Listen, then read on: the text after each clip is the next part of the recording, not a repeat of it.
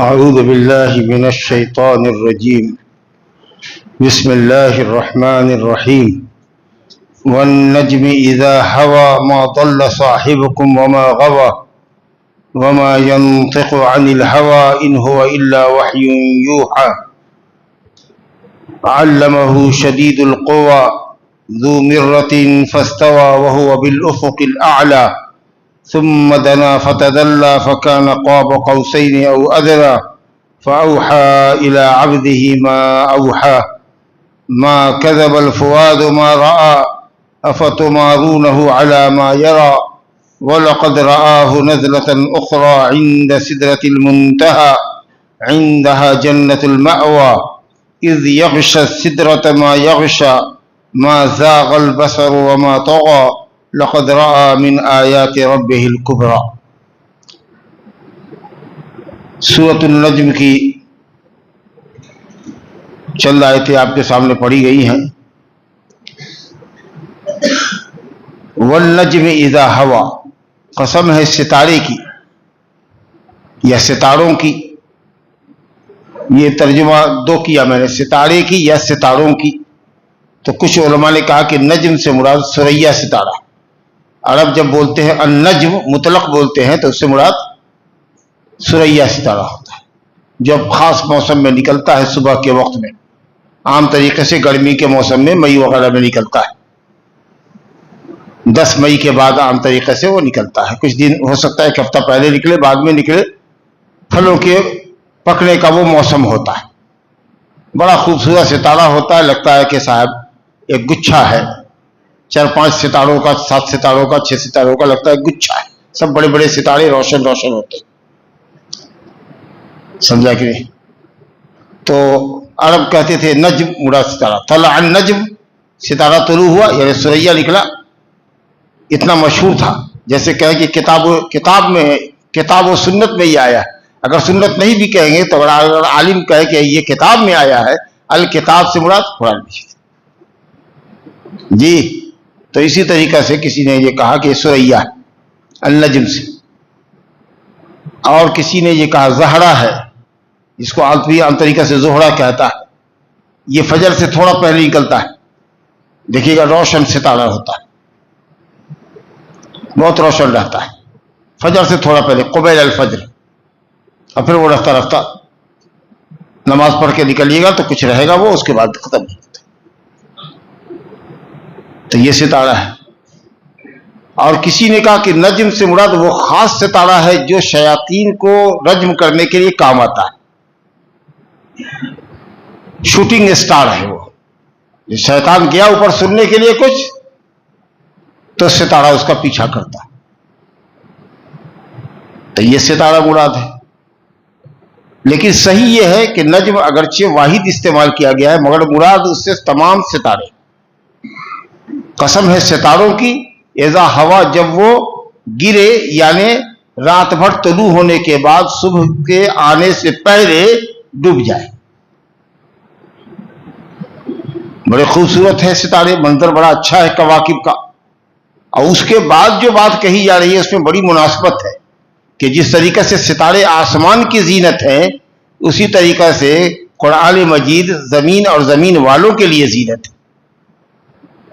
اور جس طریقے سے ستاروں کے ذریعے شیاطین کو مار بھگایا جاتا ہے، اسی طریقے سے قرآنی آیات کے ذریعے بھی شیاطین کو مار بھگایا جاتا ہے. قرآن کی آیتوں کو سننے کی شیاطین تاب نہیں لاتی. اور جس طریقے سے ستاروں کے طلوع ہونے سے اندھیری رات میں بھی ایک مدھم سی روشنی زمین پہ پڑتی ہے، جس میں اندھیرے میں بھی ہم اپنی منزل تک، اپنے گھر تک پہنچ جاتے ہیں. تو اسی طریقے سے جہالت کے اندھیرے سے نکالنے کے لیے قرآن مجید کتاب ہدایت اور نور اللہ نے اتاری ہے کہ اگر یہ کتاب نہیں اتری ہوئی ہوتی تو دنیا کفر و جہالت کے گھٹا ٹوپ اندھیرے میں ہوتی.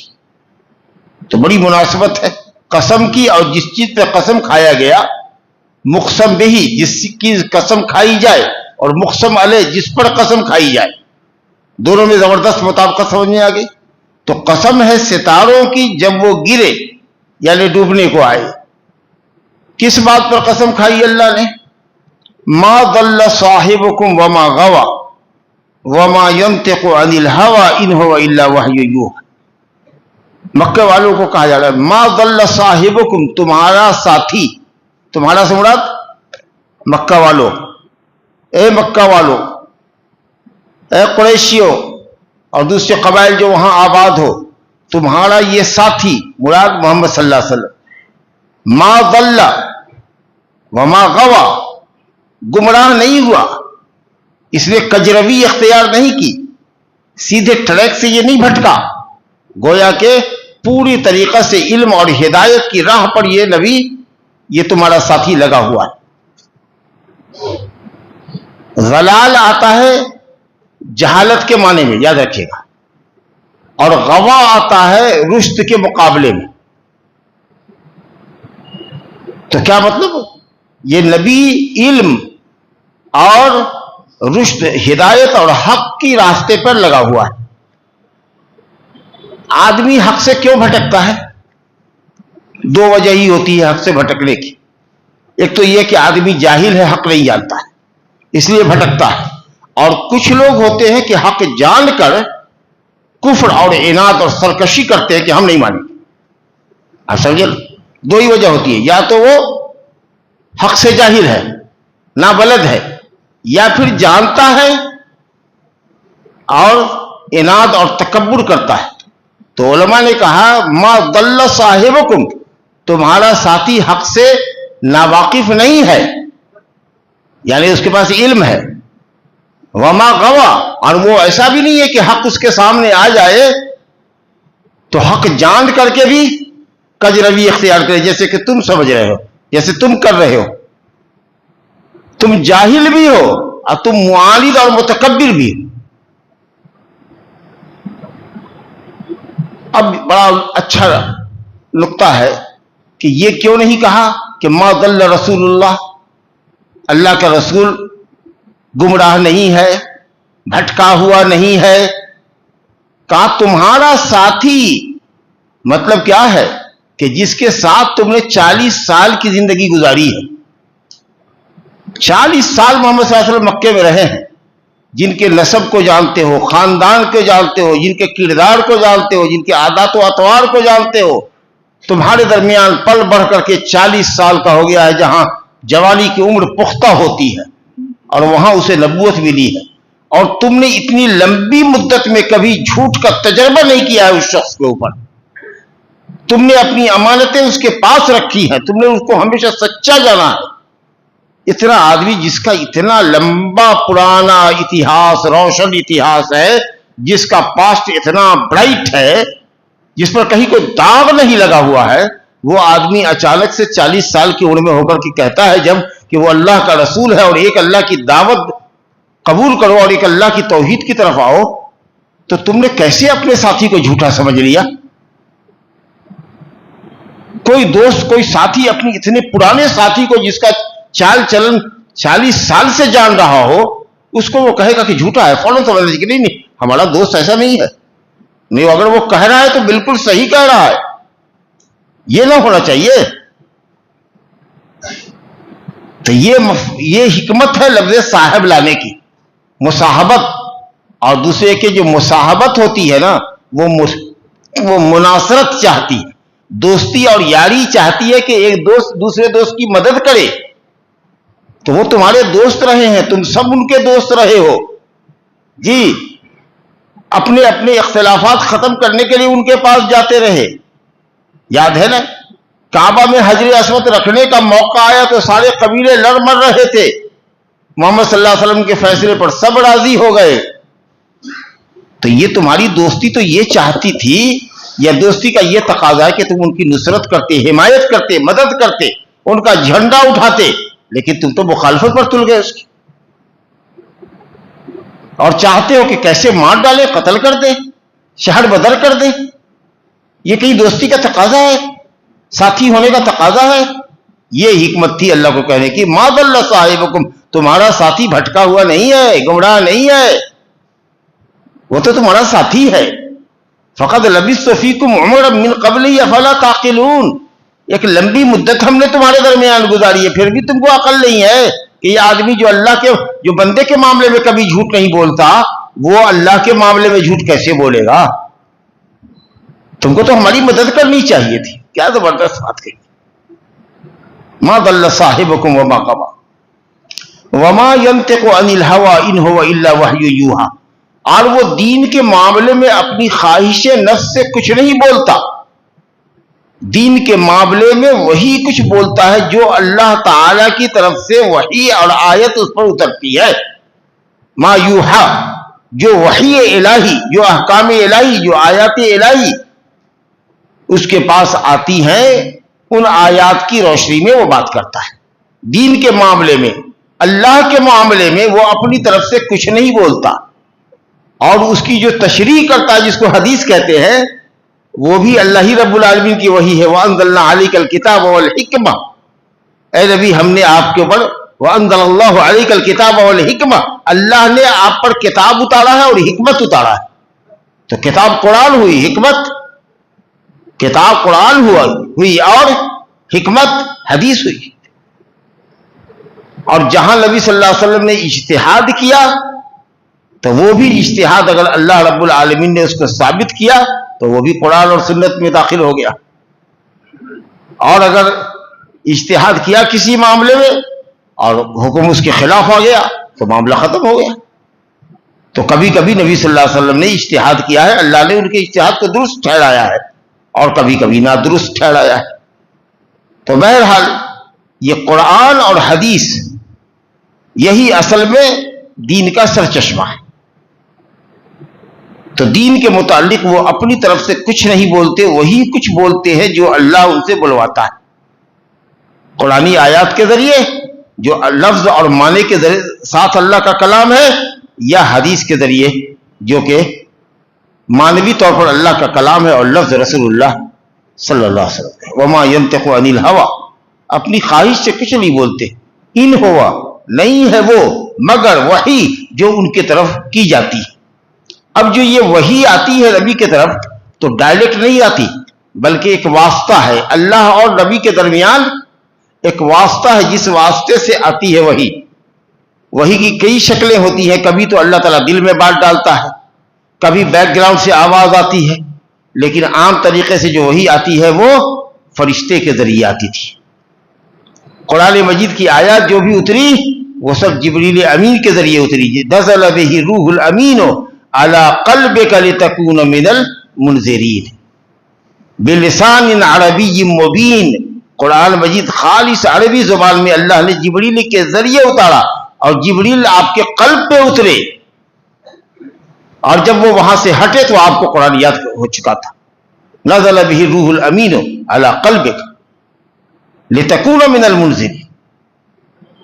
حضرت جبریل کے ذریعے قرآن اترا. آگے اللہ تعالیٰ اسی بات کو فرما رہا ہے، علمہ شدید القوی. اس وحی کو کس نے سکھایا؟ نبی کو کس نے سکھایا؟ ارے جبریل نے. اس کی صفت ہے شدید القوی. قوی قوت کی جمع ہے، بہت طاقت والا ہے جبریل، بہت طاقت والا. شدید القوی اے ذو القوت الشدیدہ. شدید صفت پہلے ہے مضاف، اور اس کے بعد موصوف بعد میں، صفت کی اضافت موصوف کی طرف. قوت انتہائی مضبوط، انتہائی مضبوط قوت والے جبریل ہے. اللہ اکبر. جی اتنے مضبوط اور امانت دار. ذی قوت عند ذی العرش مکین مطاع ثم امین. بڑے امانت دار ہیں اور بہت باعزت ہیں. فرشتے ان کی بات مانتے ہیں.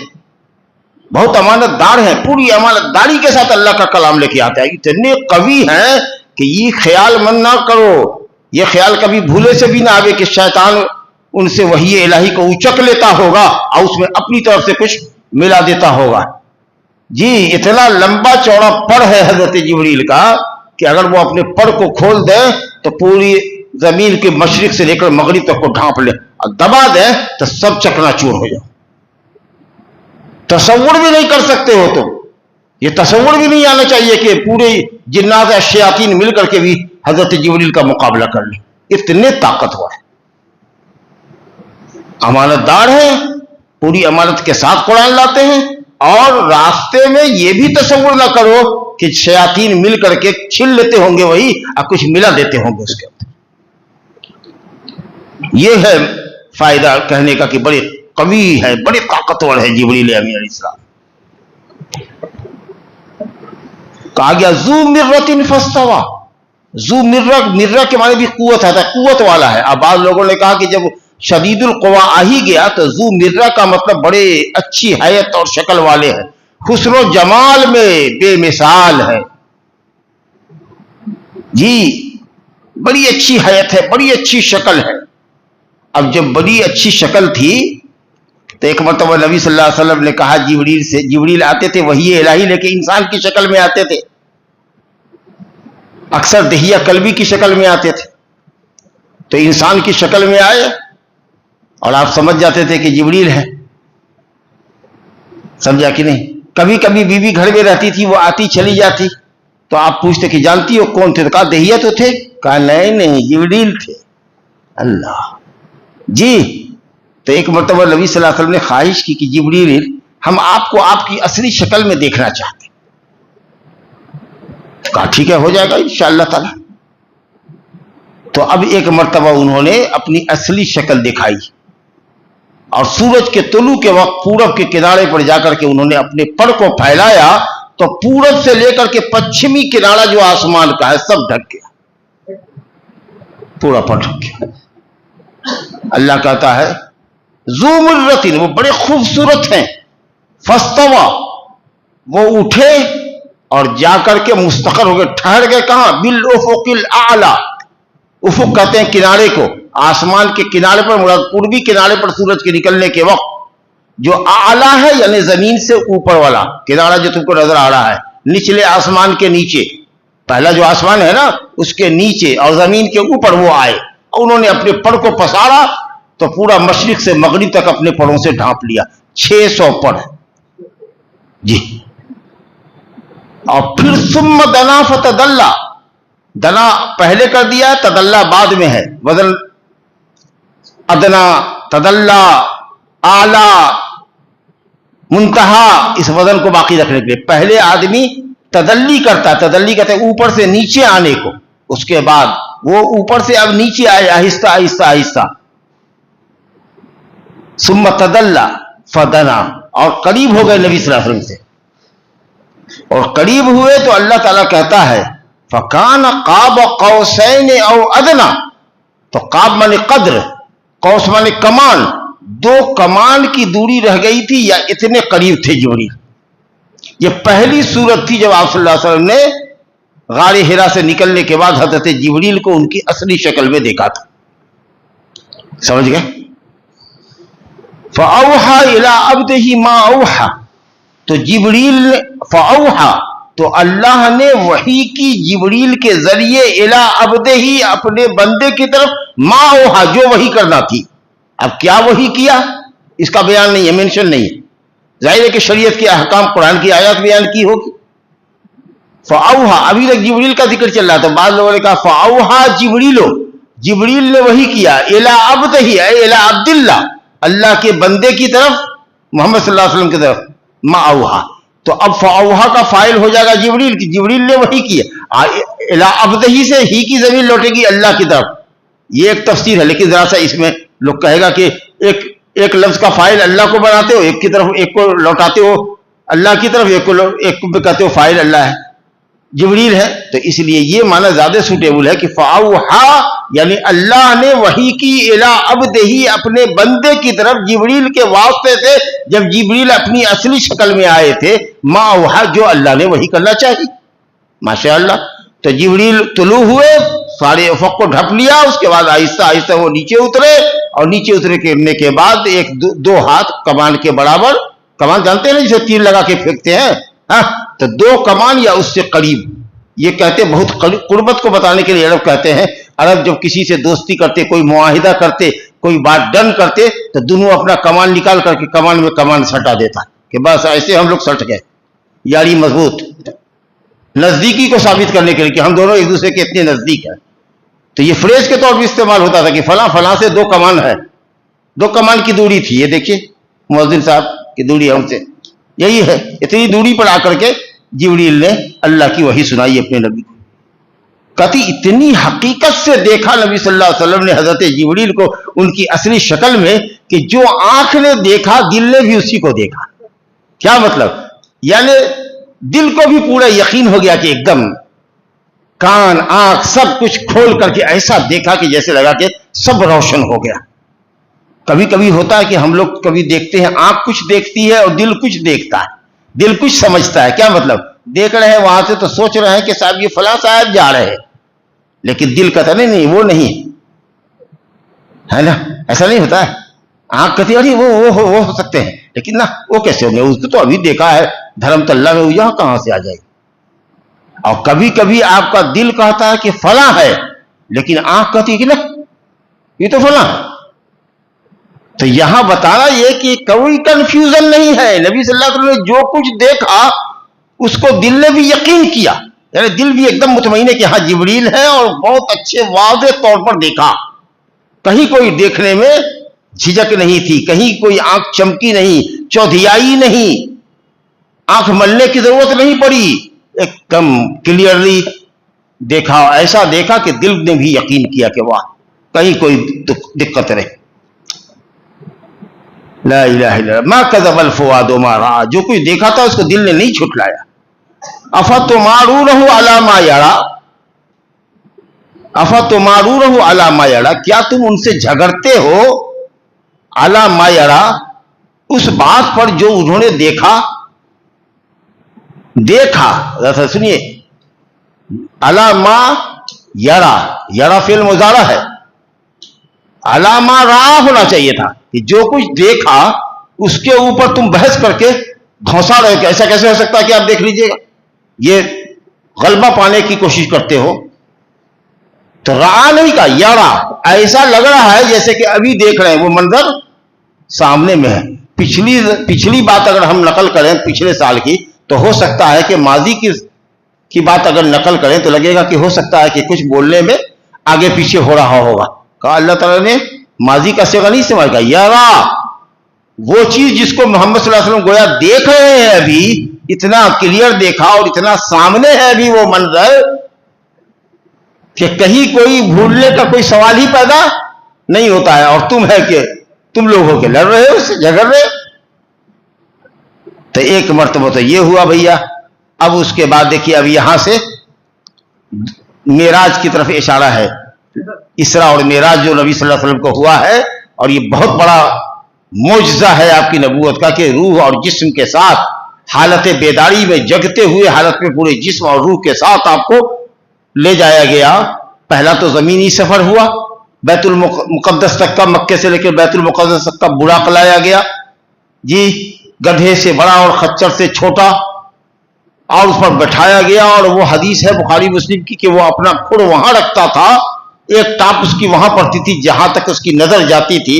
तो देखते देखते चंद लम्हों के अंदर पलक झपकते जिसको कहते हैं, वो पहुंच गया कहां? फलस्तीन, जहां लोग उस जमाने की सवारी से 1 महीने में जाते थे और 1 महीने में आते थे। तो जाने आने के 2 महीने का सफर तय हो गया है उसी रात के अंदर। और उतना ही नहीं हुआ, उसके बाद वहां पर आपने इमामत फरमाई, बुराक को बांध दिया, सीढ़ी लाई गई, अल्लाह अकबर, और उस सीढ़ी पर बैठाया। तो कैसी सीढ़ी अल्लाह ताला की कि एक दफा चली जब तो सीधे पहले ही आसमान पर जाके रुकी, सेकंडों के अंदर। समझा कि नहीं जी? और वहां सब तफसील है हदीसों के अंदर मेराज के वाक़े की, बुखारी मुस्लिम में हदीसें हैं। जिब्रील साथ हैं, दरवाजा खटखटाया गया, दरबान ने कहा, इसका होता है कि आसमान में सब में दरवाजे लगे हुए हैं बड़ा बड़ा। कहा कौन? कहा जिब्रील। कहा आपके साथ लगता है कोई है, अगर 2 आदमी से रहिएगा तो घर वाला समझता है ना कि अकेला बंदा नहीं रहता। कहा आपके साथ कोई है? कहा कि हाँ। कौन है? कहा मोहम्मद। कहा कि उनको बुलाया गया है? कहा गोया के फरिश्ते को नहीं खबर है कि जिब्रील जा रहे हैं, उनको बुलाने के लिए इन्वाइटेड है, वो अल्लाह ताला ने इन्वाइट किया है मोहम्मद सल्लल्लाहु अलैहि वसल्लम। ये मालूम नहीं है फरिश्तों को, फरिश्ते गैब नहीं जानते। इस तरीके से गए तो आदम अलैहिस्सलाम से मुलाकात हुई, मुख्तलिफ आसमान पर मुख्तलिफ अंबिया किराम से मुलाकात हुई, यहां तक कि सिदरतुल मुंतहा 7वें आसमान के ऊपर सिदरतुल मुंतहा, सिदरा कहते हैं बैरी के पेड़ को, بیڑی کا پیڑ نہیں ہوتا ہے, بیڑ نہیں کھاتے ہیں, بیڑ ملتی نہیں ہے, کیا کہیے گا اس کو, بولیے ان لوگوں کو بیڑی کہتے ہیں نا, تو بیڑی کا پیڑ ہے اور اس کو کہتے منتہا, آخری حد ہے, نیچے سے جو بھی کچھ جاتا ہے, ہمارے اعمال جائیں, ہماری دعائیں جائیں, فریاد جائے, فرشتہ جائے اعمال کو لے کے, سب جا کے وہیں ٹھہرتا ہے اور وہاں سے اوپر اللہ تعالیٰ اس کو لے لیتا ہے, اس کے اوپر جانے کا کسی کو رائٹ نہیں. اور اللہ تعالیٰ کو جو بھی کچھ اتارنا ہوتا ہے احکام, اس کو اتار کر کے وہ وہاں سدرۃ المنتہا تک رکھ دیتا ہے اور وہاں سے احکام الہی لیے جاتے ہیں, سمجھا؟ تو ادھر سے اترنے والا حکم وہاں آ کے اسٹاپ ہو گیا, پھر نیچے فرشتہ لے کے آیا, ادھر سے جانے والے اعمال اور دعائیں وہاں جا کے رک گئی, اس لیے اس کے اوپر کوئی نہیں جا سکتا. جبریل نے کہا کہ ہم اب اس کے اوپر نہیں جائیں گے, لیکن اللہ تعالیٰ نے محمد صلی اللہ علیہ وسلم کو اور اس کے اوپر بلایا, اتنا قریب بلایا کہ لوح محفوظ میں جو قلم چلتا تھا اس کی چرچراہٹ آپ کے کان میں سنائی دیتی تھی, کتنے قریب سے آپ بیٹھے, لیکن آپ نے رب تعالیٰ کا دیدار نہیں کیا. حضرت ابو ذر غفاری رضی اللہ عنہ کی حدیث ہے مسلم میں کہ نبی صاحب سے پوچھا گیا کہ آپ نے اللہ کا دیدار کیا, تو آپ نے کہا کہ ہو نور انا اراہ, وہ نور ہے, اس کو میں ان آنکھوں سے کیسے دیکھ سکتا ہوں, ان آنکھوں میں تاب نہیں ہے اس کو دیکھنے کی, اور دنیا میں کسی کی آنکھ میں تاب نہیں ہے. حضرت موسیٰ علیہ السلام نے دیکھنے کی ضد کی تھی تو معلوم ہے کیا حاصل ہوا, کوہ طور ریزہ ریزہ ہو گیا اور اس کے بعد گر گئے بے ہوش ہو کے, اللہ توبہ کیا. لیکن اللہ رب العالمین جنت میں اور قیامت کے دن ایمان والوں کی آنکھوں میں وہ روشنی عطا فرمائے گا جو اللہ تعالیٰ کے چہرے انور کا دیدار کرے گی. اما عائشہ رضی اللہ عنہا سے کسی نے پوچھا کہ اما, نبی صلی اللہ علیہ وسلم نے کبھی اللہ کو دیکھا؟ کہا کہ تم نے قرآن نہیں پڑھا, لا تدرکہ الابصار, اس کو کوئی آنکھ دیکھ نہیں سکتی, یعنی دنیا کی کوئی آنکھ دیکھ نہیں سکتی. نہیں پڑھا ہے قرآن میں, وہ یدرک الابصار, وہ تمام نگاہوں کو تو پالے گا لیکن اس کو کوئی نگاہ نہیں پا سکتی, دیکھ نہیں سکتی. یہ دیدار اللہ تعالیٰ قیامت کے دن مومنوں کو نصیب فرمائے گا. اللہ تعالیٰ ہم سب کو اپنا دیدار نصیب فرمائے. اس قدر قرآن میں آیات ہیں اور اس قدر متواتر حدیثیں ہیں کہ امام احمد نے فرمایا رحمۃ اللہ علیہ نے کہ جو اللہ تعالیٰ کے جنت میں دیدار کا انکار کرتا ہے وہ کافر. اور یہ انکار کرتے ہیں معتزلہ اور جہمیہ, گمراہ فرقہ, جو اللہ کے ناموں اور صفتوں کا انکار کرتا ہے وہ کہتا ہے اللہ کا دیدار نہیں ہوگا. تو کہا امام احمد نے کتنی ساری دلیلیں ہیں اور اس کے باوجود بھی انکار کرتا ہے, اس کا مطلب یہ کہ فرقہ مومن مسلمان نہیں. تو دیکھا نہیں نبی صلی اللہ علیہ وسلم, یہ یاد رکھیے گا کہ دیکھا نہیں لیکن قریب سے گفتگو کیا. کہا ہوا حجاب نور, اس کے اوپر جو حجاب پڑا ہوا ہے وہ نور ہے. اللہ اکبر. لو کشف وجہہ, اگر اللہ تعالیٰ اس چہرے کو کھول دے, نقاب کو ہٹا دے, پردے کو ہٹا دے, تو اس کے چہرے کی نورانیت سے ساری دنیا جل کے راکھ ہو جائے گی. بخاری کی حدیث ہے, کہانی نہیں سنا رہے. لأحرقت سبحات وجہی من انتہا الیہ بصرہ, جہاں تک اس کی نگاہ جائے گی. اور کہاں تک جائے گی؟ کوئی لمٹ ہے اللہ کی نگاہ کی؟ وہ تو ساتوں طبق زمین کے نیچے جو سب سے نچلا طبقہ ہوگا اس میں جو کوئی چوٹی چل رہی ہوگی اس کو بھی وہ دیکھ رہا ہے. اس کا مطلب یہ کہ پورا برہمانڈ جل کر کے, پورا یونیورس جل کر کے راکھ ہو جائے گا. تو شکر ہے اللہ تعالیٰ کا کہ جنت ہی میں دیدار کرواوے گا, نہیں تو دنیا ختم ہو جاتی. سمجھا؟ تو رؤیت نہیں ہوئی. سدرۃ المنتہا کے پاس کہتے ہیں اب یہاں سے آئیے. وَلَقَدْ رَآهُ, اب محمد صلی اللہ علیہ وسلم نے حضرت جبریل کو دوبارہ دیکھا سدرۃ المنتہا پر, سدرۃ المنتہا کے پاس. یہ دوسری مرتبہ رؤیت ہوئی جبریل کی ان کی اصلی شکل میں. کیا مرتبہ رؤیت ہوئی؟ 2 مرتبہ, تیسری مرتبہ نہیں. اور یاد رکھیے حضرت آدم علیہ السلام سے لے کر حضرت محمد صلی اللہ علیہ وسلم تک سوائے محمد صلی اللہ علیہ وسلم کے کسی نبی نے, کسی رسول نے حضرت جبریل کو ان کی اصلی شکل میں نہیں دیکھا ہے. یہ اعزاز اور یہ عزت بھی اللہ نے اپنے نبی کو عطا فرمائی. کہتا ہے اللہ تعالیٰ وَلَقَدْ رَآهُ نَزْلَةً أُخْرَىٰ, دوسری مرتبہ حضرت جبریل کو دیکھا تھا. इंद सिदरतुल मुंतहा, सिदरतुल मुंतहा के पास, और उसी सिदरतुल मुंतहा के ऊपर इंदहा जन्नतुल मावा, वो जन्नत है जो फरिश्तों की, जिब्रील के रहने की जगह है, जहां मोमिनीन की, शुहदा की रूहें रहती हैं, वहीं से जन्नत शुरू होती हुई है। सातों आसमान के ऊपर जन्नत है, और सबसे ऊंची जन्नत वो है जिसकी छत अल्लाह का अर्श, वो जन्नतुल फिरदौस। माशाअल्लाह, कहा वही जन्नत है जो ठहरने की जगह है फरिश्तों की, अंबिया की और शुहदा की रूहों की, मोमिनीन की रूहों की, जो पाकीज़ा रूहें जाती है वो उसी जन्नत में ठहरती है। इज़ यक्शा सिदरत मा यक्शा, अल्लाह कहता है कि क्या सिदरे के ऊपर क्या रंगो नूर छाया है, ये बयान नहीं कर सकते, तुम समझ नहीं सकते। इज़ यक्शा सिदरत है, जबकि ढांप लिया बेरी के पेड़ को, ऐसी चीज ने जो ढांप लिया। बुखारी की रवायत है, हजरत अब्दुल्ला बिन मसूद से नबी सल्लल्लाहु अलैहि वसल्लम ने फरमाया कि लगता था कि सोने के परवाने, जो फतिंगा जो रोशनी पे गिरता है शमा पर, लालटेन पर देखा है ना, और जो जुगनू चमकता है, कहा कि वो सोने के फतिंगे थे, सोने के परवाने मंडला रहे थे। फरिश्तों का आसार है कि फरिश्तों का साया पड़ रहा था, और अल्लाह रब्बुल आलमीन ने जो उस पर नूर बिखेरा है, तो क्या उसका डेकोरेशन रहा होगा उस पेड़ का। अल्लाह ताला कहता है कि उसको कहा, अल्लाह ने मुबहम रखा, मुबहम रखा, यानी बयान में नहीं आ सकता, उसका हुस्न बयान में नहीं आ सकता। इज़ यक्शा सिदरत मा यक्शा, जिस चीज ने ढांपा उसको, जिस चीज की रोशनी उस पर पड़ी और जितना वो जगमगाया और खूबसूरत लगा, उसको अल्लाह ने मुबहम ही रखा है इसकी अजमत को बढ़ाने के लिए। जैसे किसी को कहते हैं ना, आपके पिंडाल क्या कहे साहब, फला साहब के यहां गए, अरे पिंडाल था उसका, अरे मत पूछिए भाई, ये बयान नहीं कर सकते। तो इतना जो कहता है तो आप समझ जाते कि वो इतना बड़ा होगा कि ये आदमी उसकी सिफत बयान नहीं कर सकता। और जो श्यामियाना अल्लाह ने ताना हो है सिदरतुल मुंतहा पर, वो आपको बताया जाए और आप समझ पाइएगा। यही तो हम लोग जाते हैं किसी की शादी के डेकोरेशन में, या देखते हैं सजावट, कहते मत पूछिए भाई, सजावट थी और खाने की अनवा व अक़साम थी, बयान नहीं कर सकते।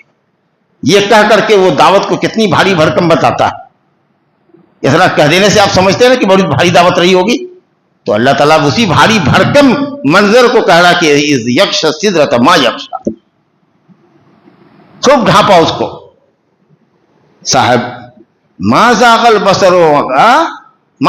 बसरो मोतगा, नबी सल्लल्लाहु अलैहि वसल्लम इस पूरे सफर में कितने बाअदब रहे कि आपकी निगाह न दाएं गई न बाएं गई न आगे बढ़ी।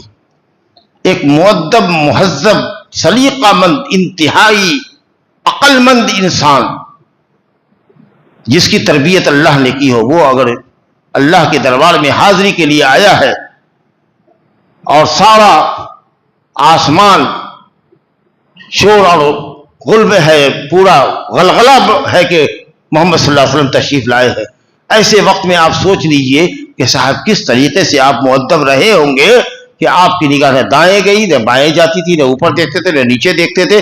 जैसे कि देखते हैं ना, एक अजनबी आदमी अगर किसी के महल में चला जाए तो उसके घर का डेकोरेशन जो देखेगा तो देखेगा, इधर ताकेगा, इधर ताकेगा, उधर देखेगा, अलमारी की जो खूबसूरती देखेगी तो जाके उसको छुएगा कि देखे है क्या, समझा कि कोशिश करेगा कि अलमारी जरा सा खोल के देखे कि उसमें क्या है जी, हर चीज की खूबसूरती को निहारेगा। तो होता है कि नहीं होता। देहात से हम लोग पहले शहर में आए, अपने गांव के शहर में, तो चलते थे, चल रहे इधर, अब देख रहे हैं बिल्डिंग सबको, क्योंकि गांव में तो कच्चा मकान देखा था। अब 12 साल के थे तो शहर में आए, तो जो बिल्डिंग पक्का मकान जो कभी देखा नहीं था, उसको जो देखते थे ऊंची ऊंची बिल्डिंग, समझा, दुकान वगैरह, तो उसको देखते रहते, देख भी रहे, चल भी रहे, और टकरा गए किसी चीज से, साइकिल वाले ने आकर के मार दिया, किधर देखता। ये तो हालत होती है। और यहां सोच लीजिए कि क्या मंजर रहा होगा। लेकिन क्या मजाल के नबी सल्लल्लाहु अलैहि वसल्लम की नजर दाएं और बाएं और आगे जाए। जैसे इंतहाई मुहज्जब और मुअद्दब आदमी कहीं पर बैठ के रहता है कि सिर्फ अपने सामने देख रहा होता है, न दाएं देख रहा है न बाएं देख रहा है, इतना सब कुछ हो रहा है, लेकिन क्या मजाल कि आपके अदब में, आपके तवाज़ो में, आपकी निशस्त व बर्खास्त में कोई फर्क आ जाए। ये है अदब کہا ما زاغل بصر وما طغى، نہ نگاہ دائیں بائیں مائل ہوئی ہے نہ آگے بڑھی ہے. لقد رأى من آیات ربہ الکبریٰ، اور آپ نے اس رات میں رب تعالیٰ کی بڑی بڑی نشانیوں کو دیکھا ہے. جنت کو دیکھا ہے، جنت کی سیر کیا ہے جی، اس کی مٹی کو چھو کے دیکھا ہے، مشک کی خوشبو جیسی ہے جی. محلات کو دیکھا ہے، کہا یہ بڑا خوبصورت مکان ہے، کس کا ہے؟ تو کہا عمر فاروق کا. کہا اچھا ان کا اتنا اچھا مکان، اب میرا کہاں ہے؟ کہا کہ وہ آپ کا ہے. تو کہا کہ ذرا چھوڑیے، ہم ذرا داخل ہونا چاہتے. کہا نہیں ابھی نہیں، آپ کی زندگی باقی ہے، ابھی آپ جائیے نیچے، زندگی کے ایام گزار کر کے آئیے گا. اللہ تو دیکھا، جنت دیکھا، جہنم دیکھا، عذاب کی تمام کئی بہت ساری شکلیں دیکھی. تفصیل میں جانے کا موقع نہیں. تاریخ کی کتابوں کو پڑھیے، حدیث کی کتابوں کو پڑھیے، بڑی بڑی نشانیوں کو دیکھا. اب یہ ایک آپ نے جو کچھ سمجھا دیکھا، اللہ کی قدرت کا آپ نے مطالعہ کیا، حضرت جبریل کی قوت کا مطالعہ کیا، محمد صلی اللہ علیہ وسلم کے مقام کی رفعت کا آپ نے اندازہ کیا. یہ ہے اللہ، وہ ہے جبریل، یہ ہے محمد صلی اللہ علیہ وسلم. کتنی عظیم بات کہی گئی. اور یہ چپیدی کے شوربے، یہ جس کی کوئی حیثیت نہیں، 2 ٹکے کے بھی نہیں، 2 کوڑی کے بھی نہیں، لات عزا اور منات جن کی تم پوجا کرتے ہو اور اللہ کے مقابلے میں حاجت روا اور مشکل کشا بناتے ہو، جن کو اپنے ہاتھوں سے تم نے تراشا ہے اور جس کو نفع اور نقصان کا مالک سمجھتے ہو، بتاؤ تو یہ سب معبود ہونے کے لائق ہے؟ 1 لاکھ مارو گے تو 10 قدم یا 10 میٹر جا کر کے گرے گا، جس کو تم معبود سمجھتے ہو. اللہ تعالیٰ نے اپنی قدرت کا بیان کرنے کے بعد کہتا ہے افرأیتم اللات والعزیٰ، کیا خیال ہے اے مشرکو مکہ والو، کیا خیال ہے لات معبود کے متعلق، عزیٰ معبود کے متعلق، اور تیسرا جو تمہارا سب سے نچلا درجے کا منات ہے. یہ بڑے بڑے بت تھے. جب محمد صلی اللہ علیہ وسلم نے مکہ فتح کیا تو مکے میں اندر کعبہ میں کعبۃ اللہ کے اوپر اور ارد گرد میں 360 بت رکھے ہوئے تھے. آپ کے ہاتھ ایک ڈنڈا تھا جو گردن ٹیڑھا ہوتا ہے، جو بیت والا جو ہوتا ہے جس کو ہم لوگ پکڑتے ہیں نا، بس اس سے ٹوکتے جا رہے تھے، ٹوکتے جا رہے تھے، توڑتے جا رہے تھے اور پڑھتے جا رہے تھے وَقُلْ جَاءَ الْحَقُّ وَزَهَقَ الْبَاطِلُ إِنَّ الْبَاطِلَ كَانَ زَهُوقًا. باطل دب دبا کے بھاگا. اور اتنا ہی نہیں کیا، آپ نے کہا کہ پورے علاقے کے اندر جو جتنے بڑے بڑے بت ہیں جن کی خدائی چل رہی ہے، سب کو تہس نہس کر کے آؤ. تو سب سے بڑا معبود سمجھا جاتا تھا لات. یہ لات کے تشدید کے ساتھ، یا لات سمجھا کہ نہیں. یہ قبیلہ ثقیف کا ایک آدمی تھا جو طائف میں تھا، اور یہ آدمی تھا بڑا نیک شریف. یہ حاجیوں کے راستے میں، طائف سے مکہ آنے والے کے راستے میں بیٹھ کر کے ایک اچھے سے چکنے پتھر پر ستو سانا کرتا تھا گھی میں. اب بکریاں بھی اس کی بہت تھی تو بکریوں کا دودھ بھی رکھتا تھا. تو جو حج کرنے کے لیے جائے اس کو روک کر کے وہ ستو سان کر کے اس کو کھلاتا تھا، اوپر سے دودھ پلاتا تھا. کتنا بھلا آدمی تھا. جب وہ مر گیا تو شیطان نے وسوسہ ڈالا، کہا کہ اس کی قبر پر اس کے پتھر کو رکھ دو، اب مجاوری کرو، بڑے بزرگ ہیں، اللہ یاد آئے گا. بعد میں وہ خود بہت بڑا بت بن گیا، بہت بڑا مزار بن گیا، بہت بڑا آستانہ بن گیا. سمجھ رہے؟ تو یہ تو تھے لات. نبی صلی اللہ علیہ وسلم نے مغیرہ بن شعبہ کو کہا کہ مغیرہ تم ثقیف کے ہی نہ ہو؟ ثقیف کے تھے ہی. کہا کہ تمہارے ہی قبیلے کا وہ لات تھا جس کی پوجا ہو رہی ہے، جاؤ تو تم ہی اپنے قبیلے کے اس خدا کو ختم کر کے آؤ. گئے حضرت مغیرہ نے ڈھا کر کے ختم کر دیا، جلا کے راکھ کر دیا. جس کے قبیلے کا وہ معبود بنا ہوا تھا، اب پورا عرب اس کو بڑا خدا مانتا تھا. کہا تم ہی جا کر کے توڑ. اور عزا یہ معبود تھا کہاں والے کا؟ مکے والے کا. تو مکہ کے رئیس کا بیٹا، ولید بن مغیرہ کا بیٹا، خالد بن ولید صحابی سپہ سالار، اس کو کہا کہ تم جا کر کے عزا کا کام تمام کرو. تمہارے باپ دادا بہت دہائی دیتے تھے. جنگ احد میں جب مسلمانوں کی ہار ہو گئی غلطی کی وجہ سے، پہلے جیتے پھر ہارے، تو کیا کہا ابو سفیان نے کہ لنا عزا ولا عزا لکم، عزا ہماری ہے تمہاری نہیں. گویا عزا کی مدد سے ہم جیتے ہیں. تو آپ نے کہا جواب دو ان کو کہ اللہ مولانا والا مولا لکم، اللہ ہمارا کارساز ہے تمہارا نہیں. تو حضرت خالد بن ولید گئے سیرت کی کتابوں میں، تاریخ کی کتابوں میں کہ 30 گھڑ سواروں کے ساتھ گئے. کہاں تھی؟ وادی نخلا میں، مکہ اور طائف کے درمیان ایک وادی کہتے ویلی کو، جو پہاڑ کے دامن میں ہوتا ہے، کھجور کا باغ تھا.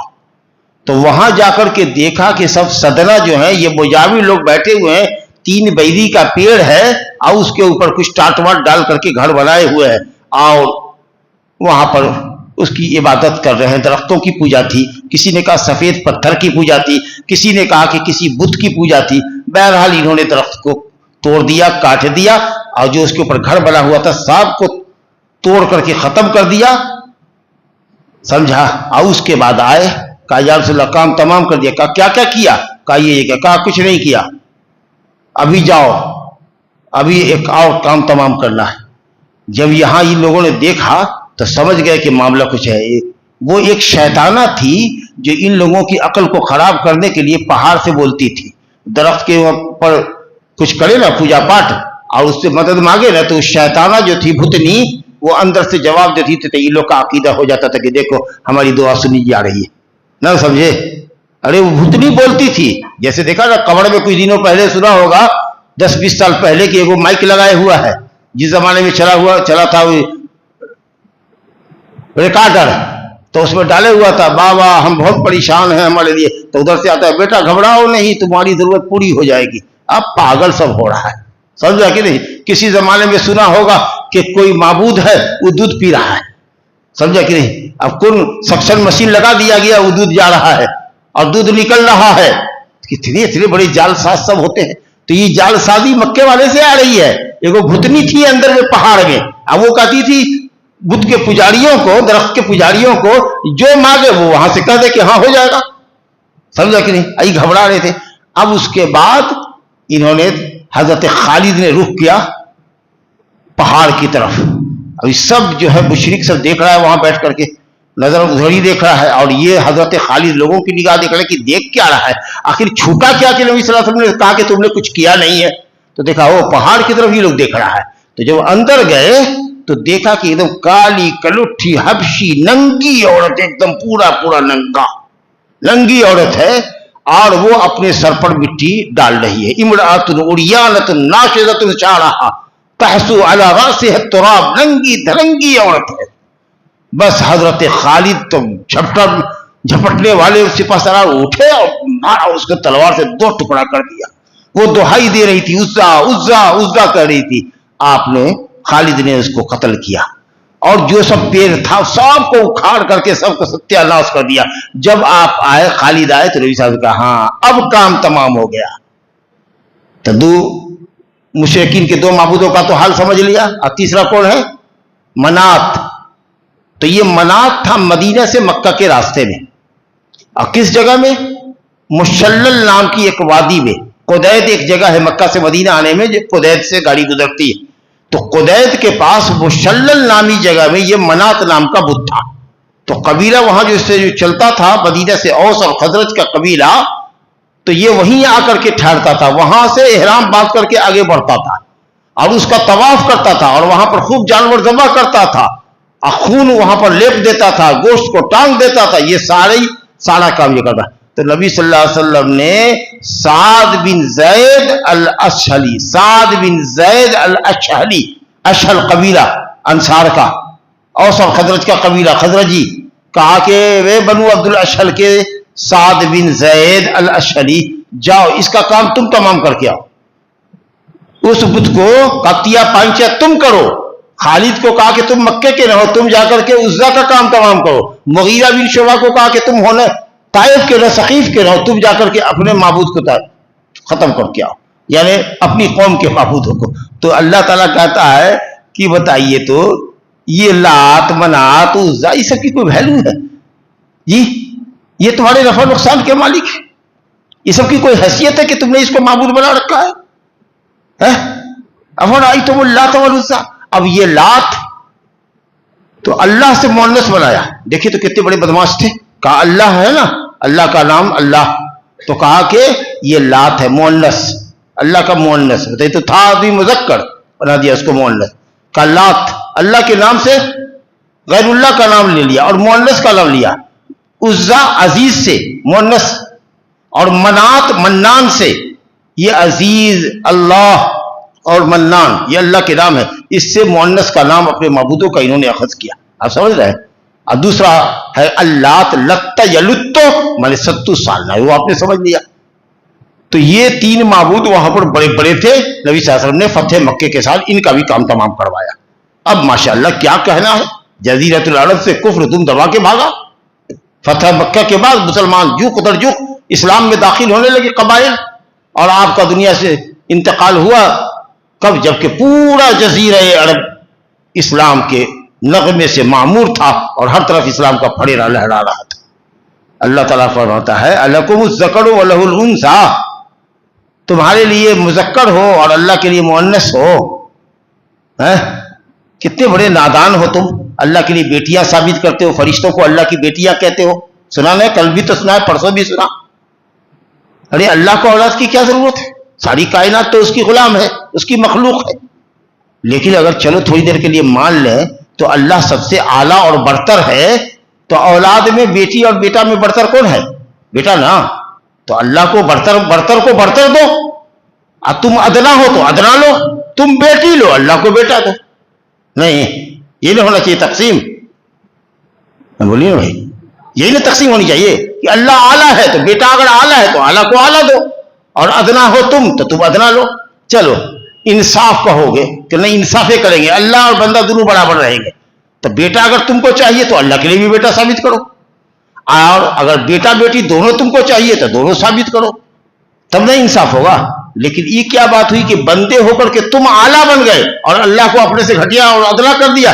کہ ہمارے لیے تو بیٹا مگر اللہ کے لیے فرشتے بیٹیاں یہی انصاف ہے ارے اللہ کے لیے تو اولاد ہے ہی نہیں متخذ اللہ من ولد اللہ کو کوئی اولاد ہی نہیں ہے لیکن تمہاری عقل پر ماتم کرنے کو جی چاہ رہا ہے یہ ہم کہہ رہے ہیں کہ تمہاری عقل قابل مذمت ہے کہ تم نے اگر فیصلہ بھی کیا تو کتنا ظالمانہ فیصلہ کیا کہ اپنے لیے بیٹا پسند کیا اور اللہ کے لیے بیٹیاں اور فرشتوں کو بیٹیاں کہا جیسا کہ مشرکین کہتے تھے الکم الذکر ہو تمہارے لیے بیٹا اور ان کے لیے بیٹیاں اس کے لیے بیٹی تل کا اذن قسمت الضیزہ یہ تقسیم تو ظالمانہ تقسیم ہے ان ہی الا اسماء سمیتموها انتم وآباؤکم ما انزل اللہ بہا من سلطان یہ جو تم نے ان سب کو معبود بنا رکھا ہے اپنے ہاتھوں کے تراشیدہ بتوں کو جو تم نے معبود بنا رکھا ہے نفع کا مالک سمجھا ہے اولاد دینے والا سمجھا ہے اور ان کو معبود سمجھا ہے یہ بس ایسے ہی نام ہے تمہارے جو تم نے اور تمہارے باپ داداؤں نے رکھے ہیں یہ معبود نہیں ہو سکتے یہ نام ہے محض نام ہے